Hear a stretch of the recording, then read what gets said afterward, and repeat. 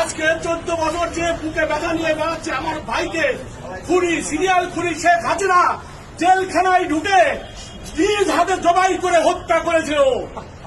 সেই কথা বলতে পারিনি, আমার ভাইয়ের নাম উচ্চারণ করতে পারেনি। প্রেস ক্লাবকে সহ মুখে চোখে কালো কাপড় বেঁধে দেওয়া হয়েছিল।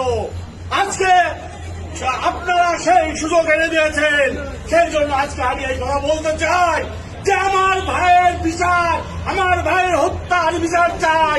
শেখ হাসিনাকে ধরে এনে জন আদালতে ফাঁসির মাধ্যমে এই হত্যার বিচার শুনতে হবে। আর আমার ভাইয়ের নামটা আপনারা জান, আমার ভাই জাতীয় বীর মেজর ফজলুল হুদা, জাতীয় বীর মেজর ফজলুল হুদা, জাতীয় বীর মেজর ফজলুল হুদা। মুক্তির মহান দিবস ঐতিহাসিক 15ই আগস্ট, মুক্তির মহান দিবস ঐতিহাসিক 5ই আগস্ট, 2টা আগস্ট আমরা পেয়েছি। লাল আগস্ট জিন্দাবাদ।